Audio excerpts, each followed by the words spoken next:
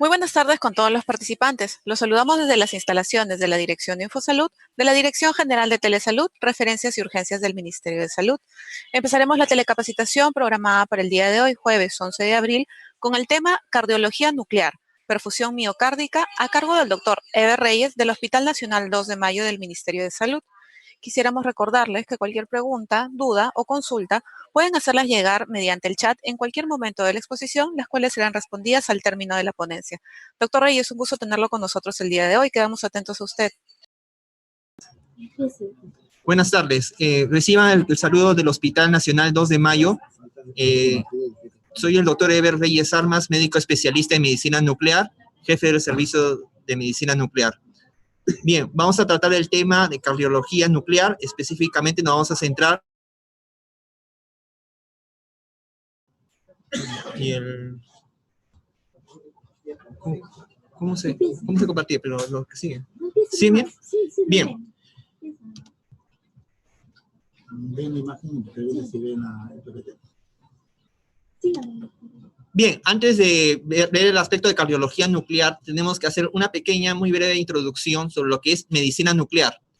Medicina nuclear, al igual como hay otras especialidades, dermatología, gastroenterología, también es una especialidad médica, la cual emplea isótopos radioactivos, radiaciones nucleares y técnicas biofísicas para realizar exámenes gamagráficos, que eso es el nombre que toman estos exámenes, los cuales sirven para hacer la prevención, diagnóstico, asimismo la terapéutica y la investigación médica. Bien, en cuanto a la terapéutica, solamente para hacer un breve paréntesis, en el Perú usamos para tres tipos de terapias en realidad, para hipertiroidismo o para el cáncer diferenciado de tiroides usando el yodo radioactivo, y también se puede emplear el samario para en el caso de dolor óseo por metástasis ósea. En esta oportunidad vamos a ver perfusión miocárdica, que es un examen, como más adelante estaremos discutiendo, tanto para lo que es prevención como diagnóstico.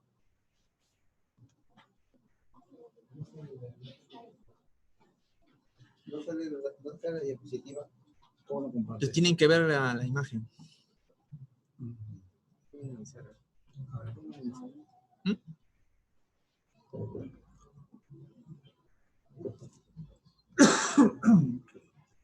Ya está. Configuración. No es eso. Eso se lleva el canal.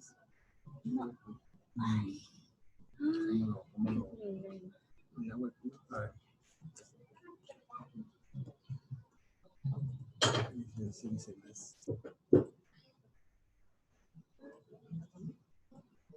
Porque sale delante del...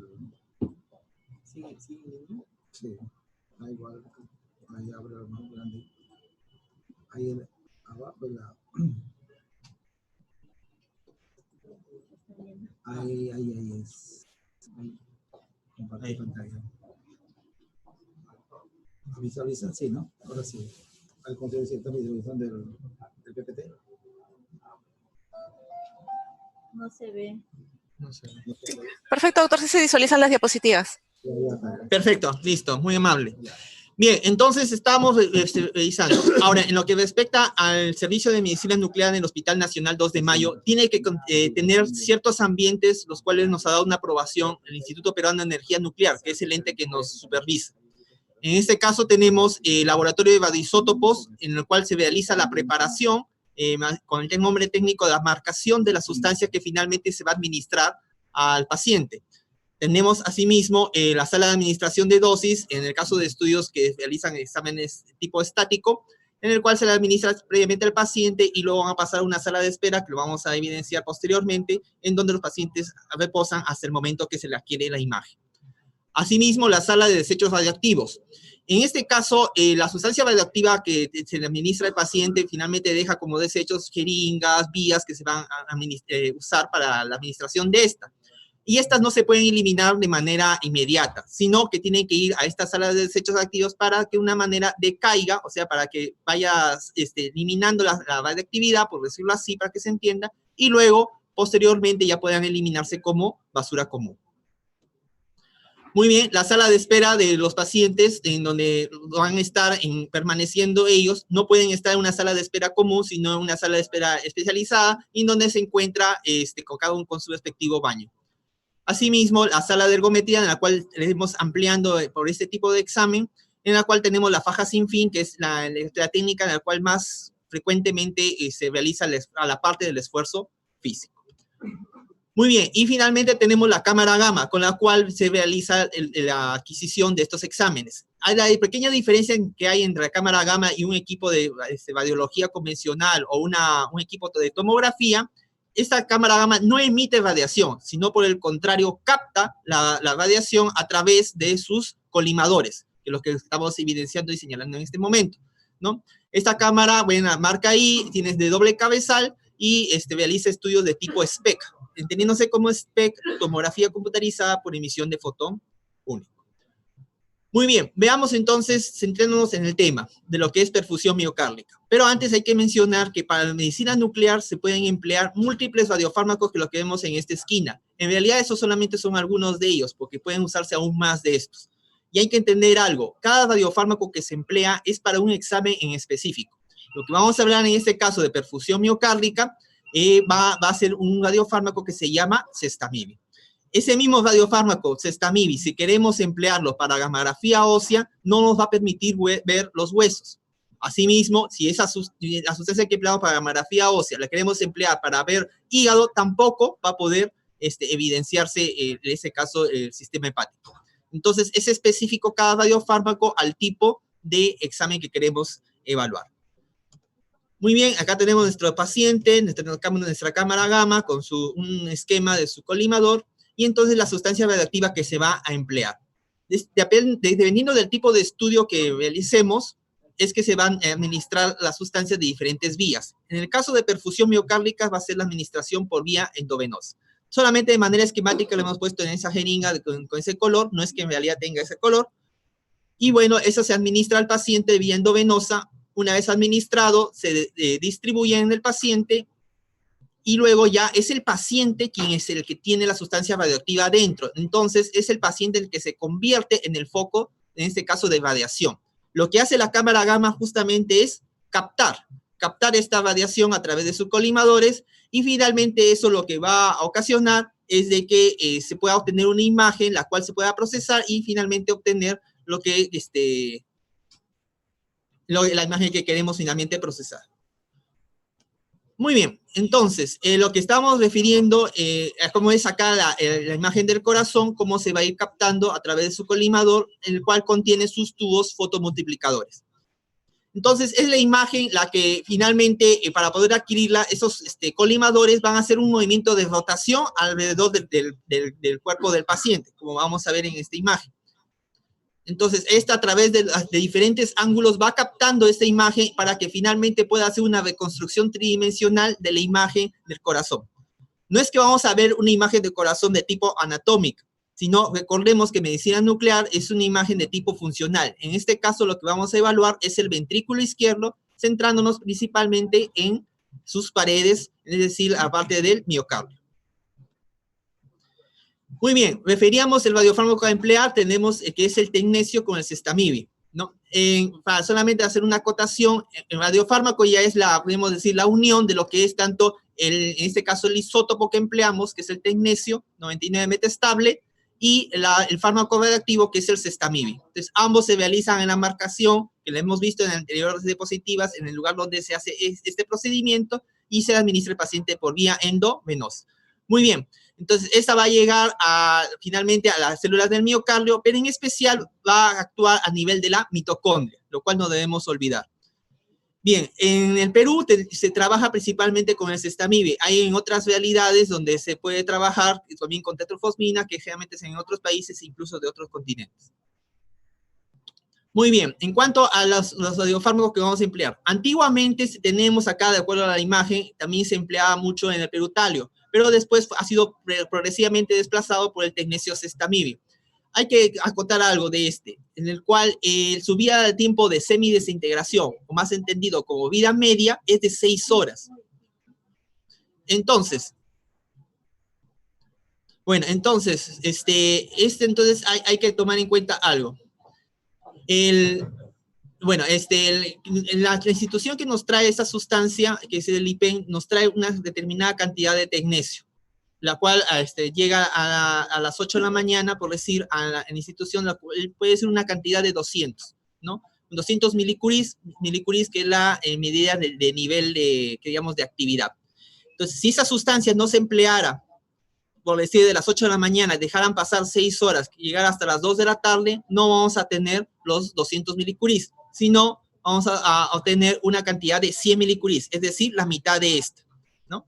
Entonces, es más, incluso no habiéndolo usado, entonces ya no vamos a disponer de esa cantidad. Es por eso necesario que en este caso los pacientes estén a las 7:30, 8 de la mañana presentes para poder realizar el procedimiento y que no haya después problemas en cuanto a la cantidad suficiente del material radioactivo que empleemos. Muy bien, para la preparación de este examen se requieren ciertas condiciones. En este caso, debe tener un ayuno, y el protocolo, cómo se realiza este examen, se puede realizar en un solo día o en 2 días. Cuando se realiza en un día, generalmente la primera inyección, no refiero si es reposo o esfuerzo, por el cual detallaré más adelante, se le da una cantidad aproximada de 10 milicuris. En caso de la segunda inyección, se le debe dar una cantidad que debe ser el doble, o mejor en los casos, el triple de esta cantidad.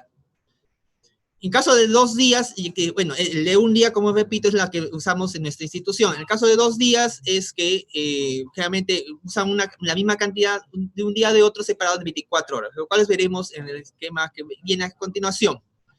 Ese es el que menciono en la primera fila, es lo que menciona el protocolo de 2 días. Entonces, se le hace una inyección, después de un determinado tiempo se le adquiere la imagen, previamente el paciente se la ha sometido, en ese caso, al estrés. Pasando por lo menos 24 horas de eso, se hace una segunda inyección y la posterior toma de imagen de eso.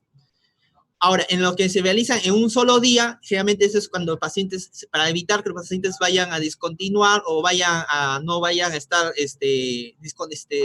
presentes en el estudio o que ya no puedan venir, ese es el protocolo que se realiza de un día, el cual puede iniciarse con el reposo, en el cual se hace una pequeña inyección primero, determinado de 1 hora de tiempo, se le adquiere la imagen. Después de otro intervalo de tiempo, se le somete al estrés al paciente y se le administra una segunda dosis y la posterior toma de imagen de eso. Como que también puede ser de la siguiente manera.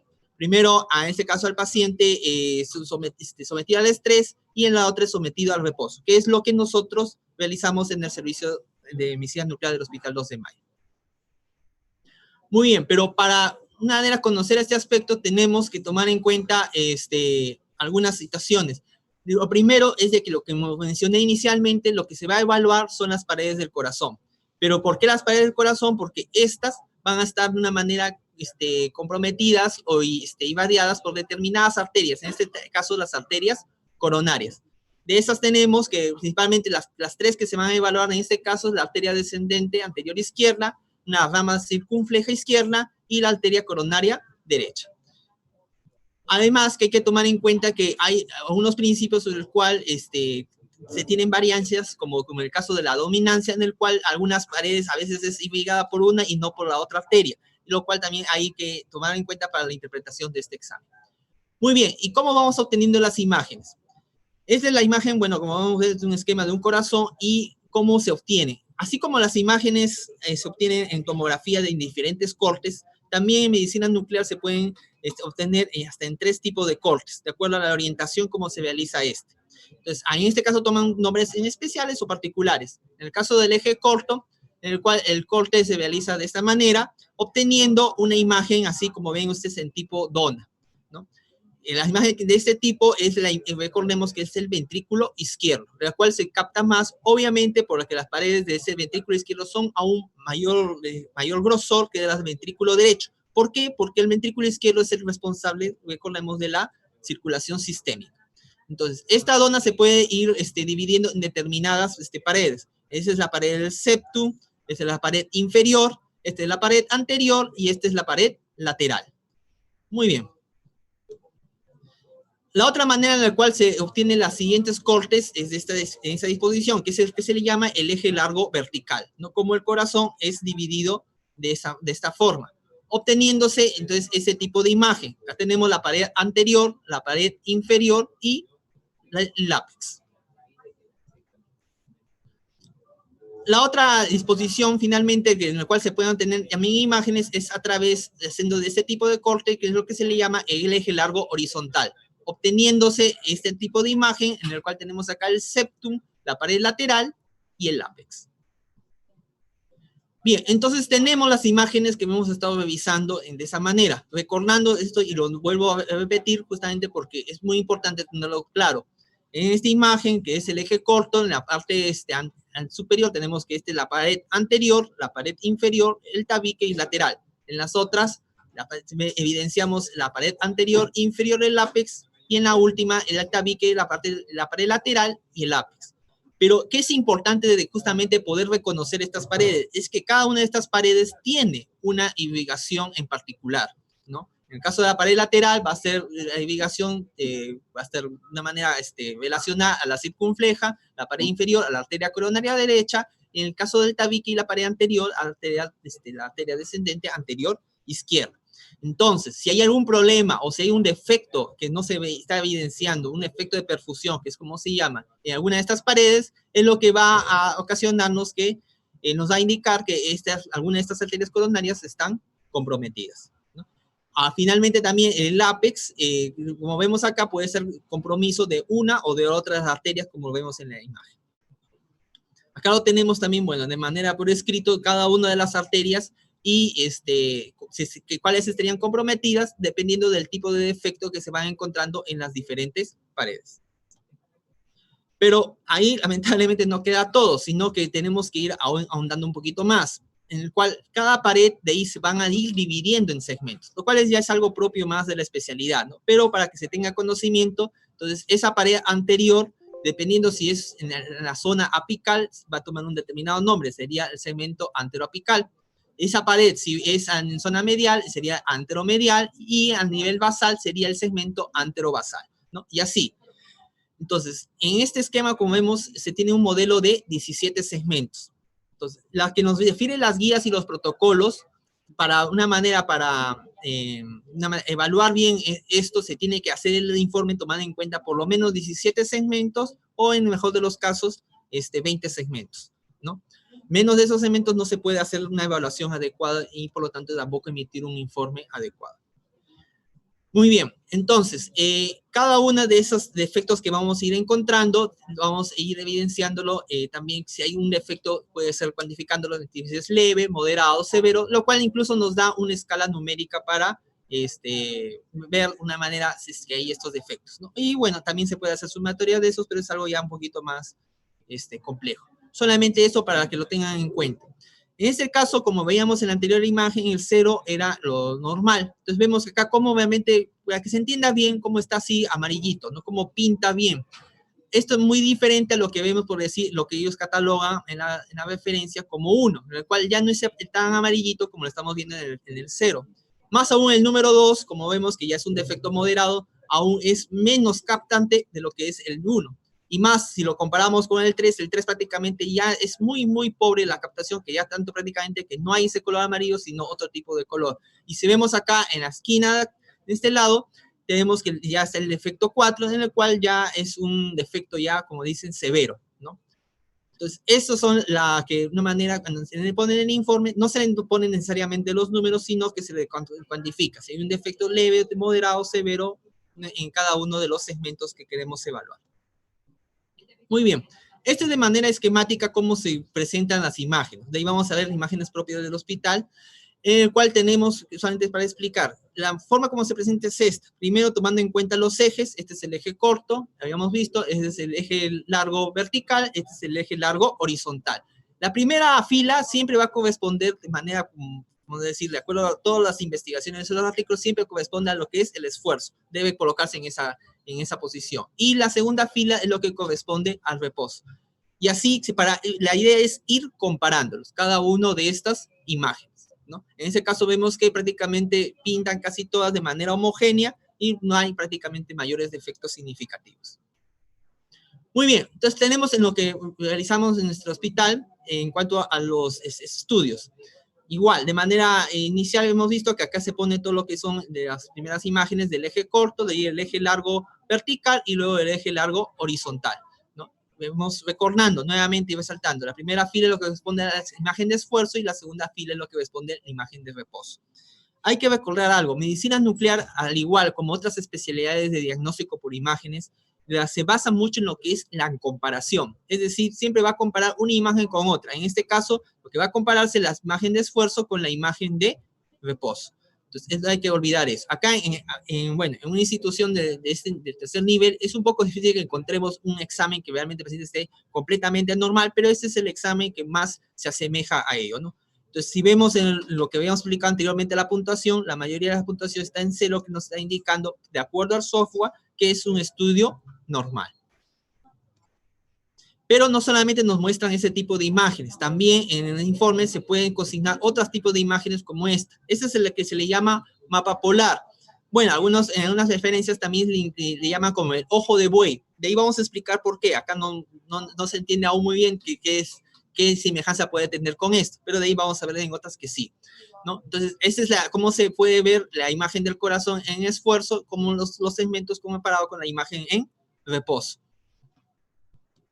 También se pueden tener imágenes de tipo tridimensionales en las cuales vamos a ir viendo todas las paredes de cada uno de los del corazón. Por ejemplo, en este caso se ve la pared del septo, queremos apreciar la pared del ápex, la pared lateral, la pared anterior y la pared inferior. Lo que podemos notar a simple vista es que acá está un poquito, no está tan amarillito, como tan clarito como en las otras paredes, ¿no? En este caso de pared inferior, porque podemos referir que es un defecto así de tipo leve.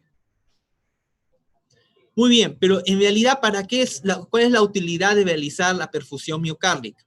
La idea es encontrar justamente una obstrucción coronaria que finalmente nos vaya a determinar que hay alguna zona que va a estar comprometida, como vemos acá en la gráfica.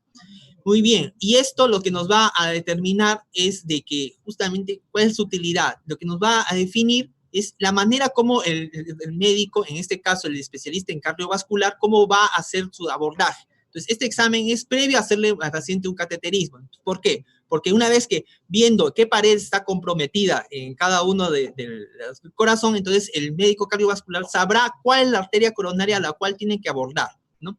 Además, también como dice acá, nos dice una probabilidad de futuros eventos. En este examen también se ve si el paciente finalmente es un paciente coronario de alto riesgo, de mediano riesgo o de bajo riesgo.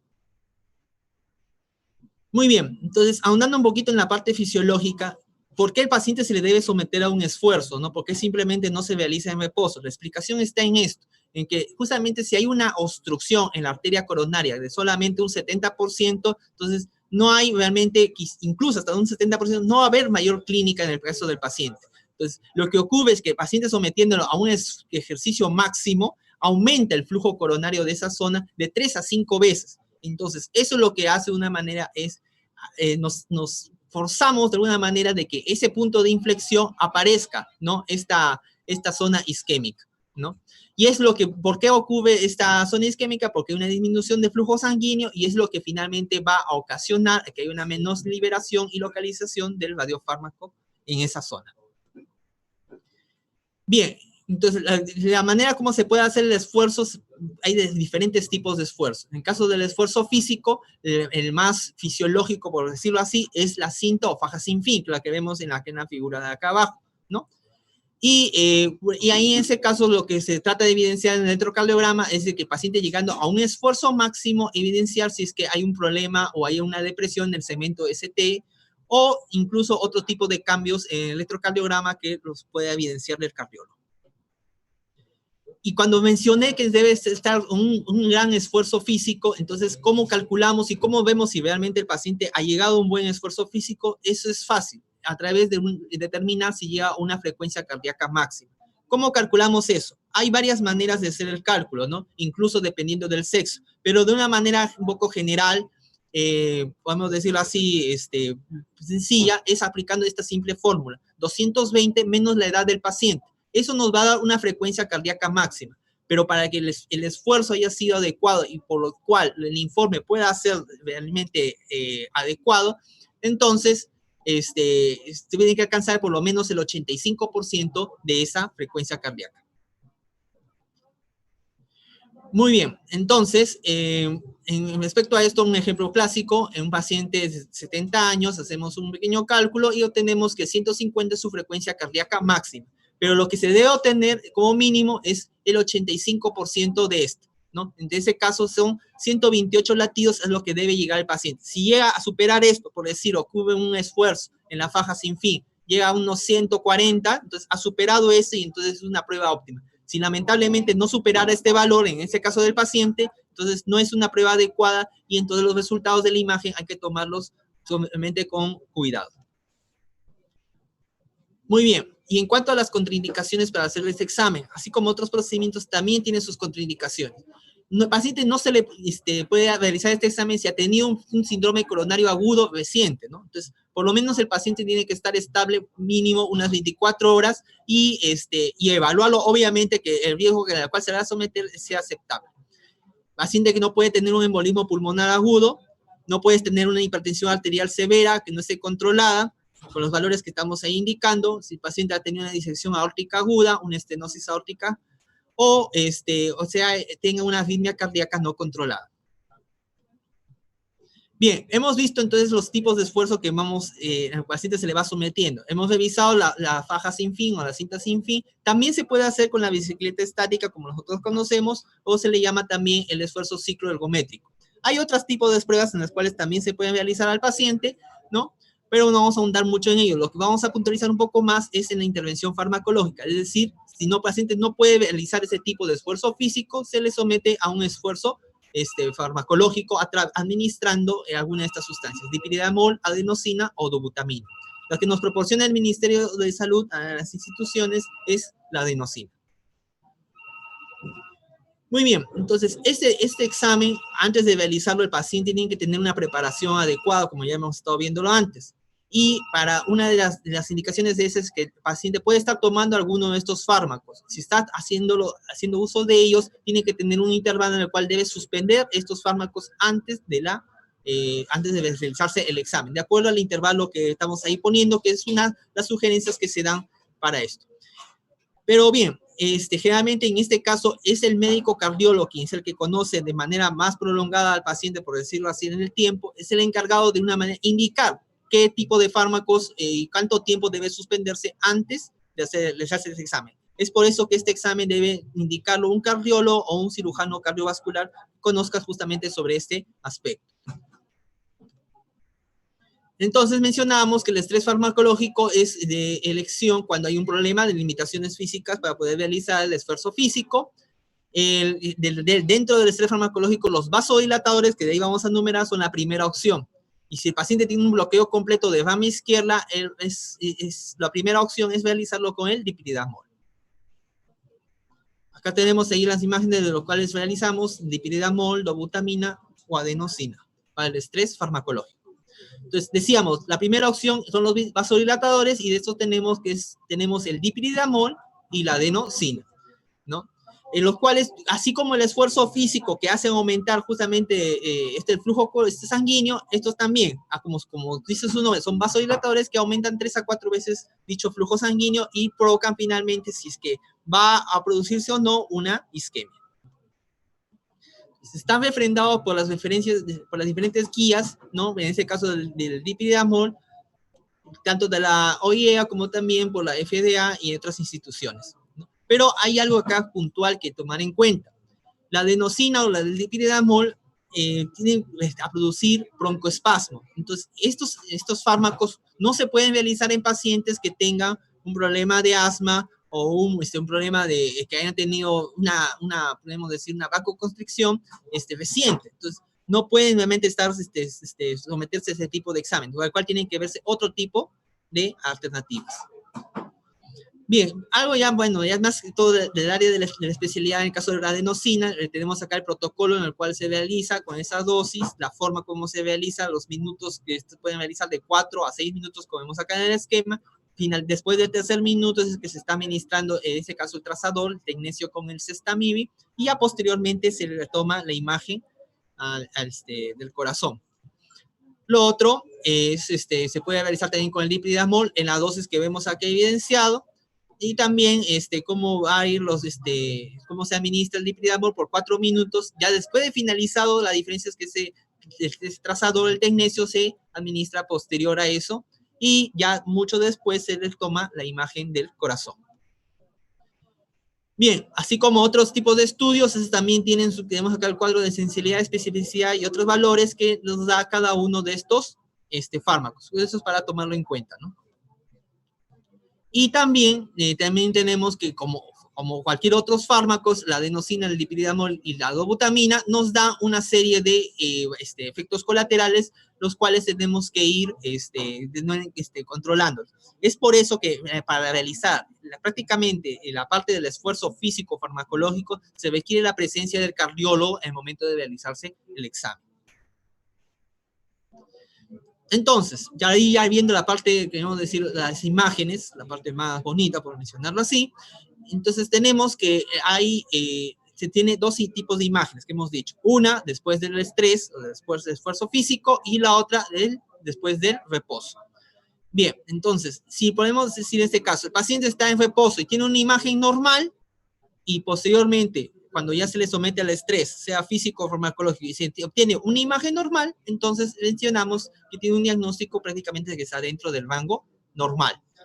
¿Qué es lo que ocurre en otra situación? El paciente tiene una imagen normal en el examen de reposo, pero después del esfuerzo se ve un defecto. Entonces, esto se le llama una lesión de tipo isquemia.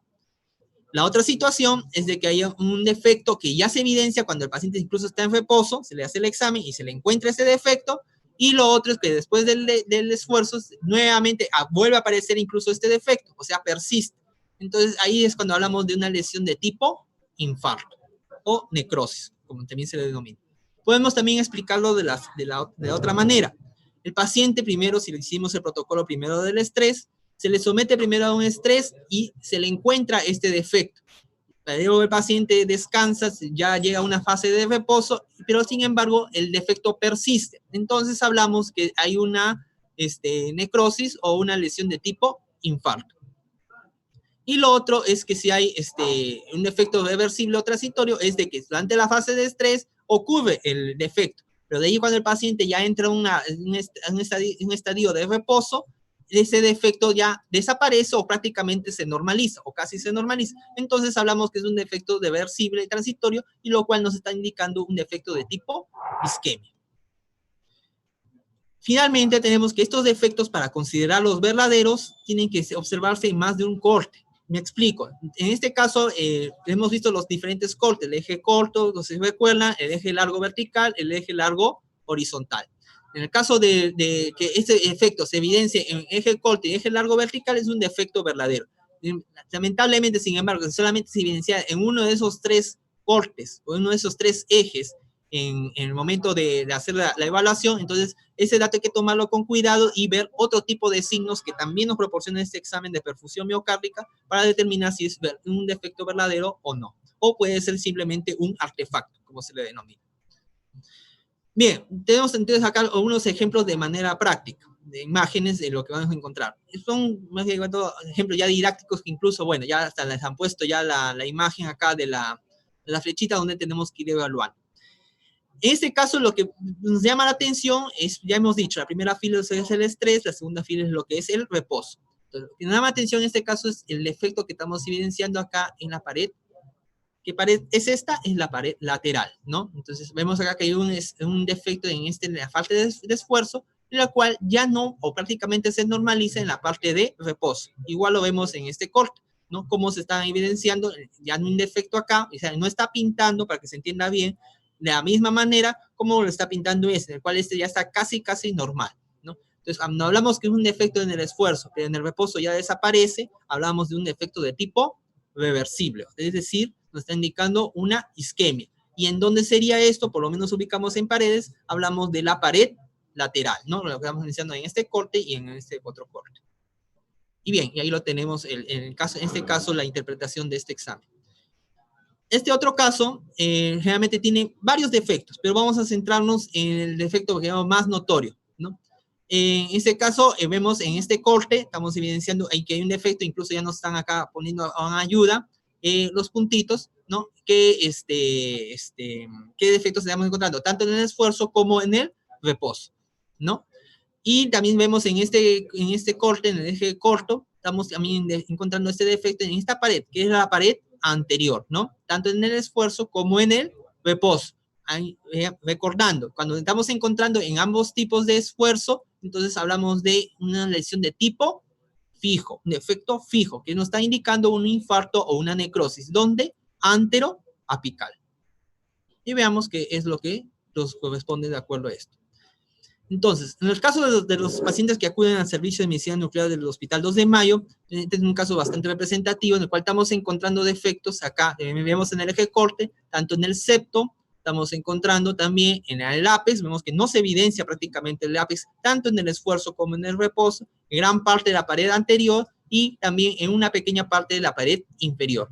Si lo queremos ver en la otra imagen, que es el mapa polar, entonces vemos acá como que, entre comillas, como que hubiera como un orificio, ¿no? Como un huevo, como estamos evidenciando, tanto en la parte del ápex, tanto en la gran parte de la pared septal, pared anterior, y en una pequeña parte de la pared inferior. Ahora se entiende por qué se le decía ojo de buey, ¿no? Estamos evidenciando cómo es, nos hace recordar justamente cómo es, en este caso, un ojo de ojo de buey, ¿no?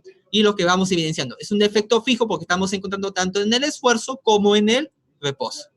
También nos da otro tipo de valores acá en el examen, el programa nos da en cuanto a la extensión, tanto en el esfuerzo como en el reposo, ¿no?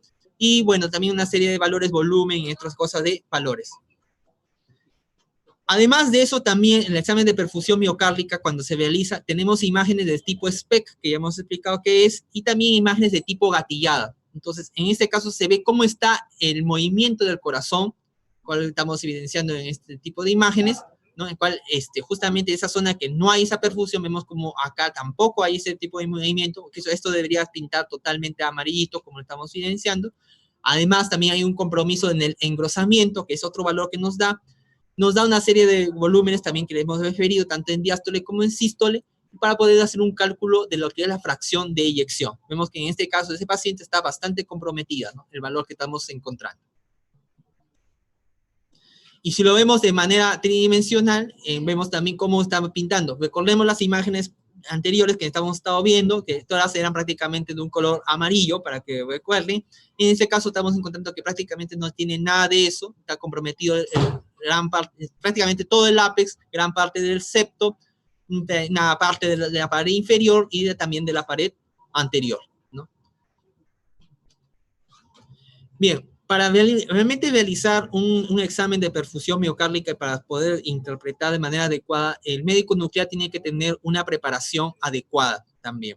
Entonces, en el lugar donde yo me formé, realizamos exámenes de perfusión miocárdica todas las semanas y, bueno, también realicé una especialización en el Hospital Valdebrón en Barcelona, España. Por eso, lo cual también me tomé la libertad de tomarles algunas imágenes sobre eso, ¿no? En el cual estamos evidenciando cómo obtienen las imágenes en crudo y de ahí cómo las procesan, ¿no? Viendo la linealidad, el eje, entre otros aspectos. Bien, pero ellos también tienen una particularidad que es a lo que nosotros también tenemos que ir apuntando, ¿no? Siempre ir avanzando en cuanto a lo que es tecnología, ¿no? Y en cuanto a lo que es la adquisición de información. Ellos tienen equipos que son de tipo estudios SPECT-CT, es decir, la unión, es un equipo híbrido en el cual hacen la unión de una tomografía con este tipo de cámara gamma que hemos estado discutiendo. Entonces, acá tenemos la imagen tomográfica, luego como la imagen tomográfica le hacen la fusión, vemos acá el color, como le hacen la fusión con la imagen que se está obteniendo, recordemos el color amarillo, rojito, que de las imágenes del SPECT, y bueno, también, ¿no? Incluso se pueden, adquieren otro tipo de imágenes tridimensionales, las cuales podemos ir viendo acá, en cual cada una de las paredes tiene incluso un color en especial porque corresponde a una determinada tipo de arteria coronaria que estaría comprometida si es que en una de ellas hay un defecto de perfusión. La manera como ellos también dan sus informes, cómo emiten sus imágenes, como recordan, es bastante similar a lo que realizamos acá en el hospital. Acá, bueno, va a ir viendo otro caso, donde lo mismo de ellos, ejemplo, este es un defecto que más se encontraba en esta pared lateral inferior, que ya casi mejoraba, por decirlo así, cuando estaba en el reposo. Recordemos, también se puede evidenciar cómo está el movimiento de esto y cómo está su engrosamiento. Y además que nos pueden estar dando otro tipo de valores, como hemos dicho, los volúmenes y las fracciones de eyección. Finalmente, tenemos que estos tipos de exámenes también se ha hecho bastante tipos de estudios, los cuales incluso son bastante variables los resultados. De manera en general, tenemos que la sensibilidad y especificidad de en cuanto a la sensibilidad, es un 70, un 95%, y la especificidad es lo que vemos los valores ahí, ¿no? Pero como menciono, solamente he traído un par de estudios de estos, porque hay bastantes de ellos, en los cuales me considero los más significativos por la mayor cantidad de población que ha sido estudiada. En este caso, de este estudio es en población femenina, encontrando que tenía una sensibilidad de ese tipo de estudios de un 94% y una especificidad del 82%. El siguiente estudio es un metaanálisis. En el caso del metaanálisis, hay que recordar que es bueno acostumbrarnos a revisar ese tipo de estudios, porque son estudios ya que de una manera analizan a otros estudios a la vez y ven si están realmente randomizados y cumplen una serie de características adecuadas, lo cual nos proporcionan datos más exactos, más verídicos, ¿no? En este caso están encontrando de los diferentes tipos de exámenes, incluso acá han incluido Talio y este tipo de examen que hemos discutido y otros, están encontrando un promedio de un 87% de sensibilidad y la especificidad de un 73%. Y los que les mencioné al inicio sobre lo que es el valor pronóstico de este examen, tenemos que generalmente hay que tomar en cuenta que es muy importante. ¿Por qué? Pongamos el caso hipotético que se le hizo el examen a un paciente, un examen de perfusión miocárdica y salió normal. Estamos encontrando que su supervivencia cardiovascular a los 10 años tenemos que es de un 89%. Sin embargo, con esto comparado con otro paciente, si estamos encontrando que es un estudio anormal, entonces hablamos que la supervivencia cardiovascular a los 10 años solamente baja hasta un 60 y pico por ciento de porcentaje. Vemos la diferencia que hay estadísticamente significativa con respecto a uno del otro valor. Es por eso la importancia de una manera realizarse este tipo de examen de perfusión miocárdica. Y bien, bueno, esto es lo que quería traerles de aspectos, prácticamente muchas de las cosas básicas de lo que es el examen de perfusión miocárdica, porque en realidad este es vamos a decir, un tema bastante amplio y quizás complejo, ¿no? De uno de los exámenes que se realizan más frecuentemente en el servicio de medicina nuclear, uno de los más solicitados y uno de los que, digamos, de mayor importancia. Les agradezco a todos por su atención y estoy presto a sus preguntas que puedan tener. Muchísimas gracias.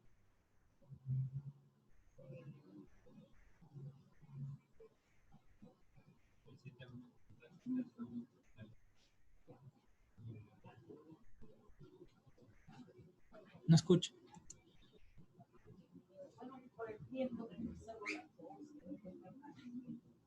No escucho. No escucho. Y ahí no está silenciado. No está en silenciado.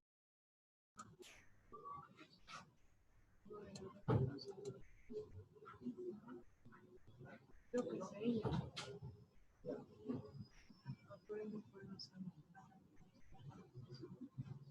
No te escucho. ¿Puedes llamarla a alguien? En breve hacemos las preguntas. Es un problema con el micro. No estoy escuchando. No tiene más volumen. No, antes sí escuchaba, por eso te pregunto.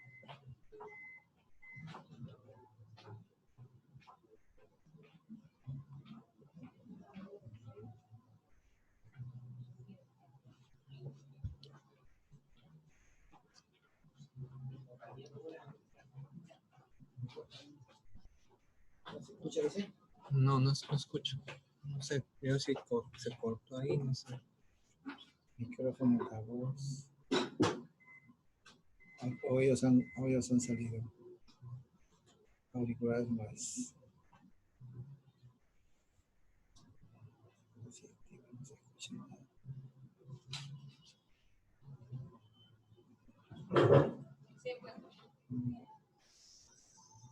¿Con quién está ahorita? Con Está una señorita, pero no.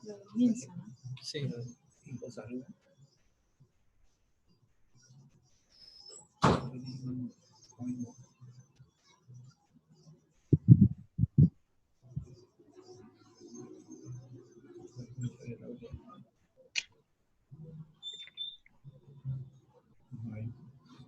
Ay, que está bloqueado.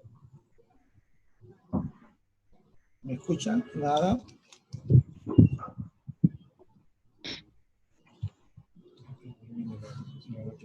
Está bien. Mil disculpas con todos los participantes. Muchísimas gracias, estimado doctor Reyes, por acompañarnos el día de hoy y muchísimas gracias por acercar su servicio a todos los establecimientos de salud a nivel nacional. Doctor, nos han hecho llegar algunas preguntas.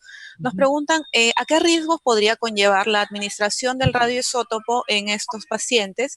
Y si hay alguna recomendación especial con respecto al manejo de las excretas del paciente irradiado.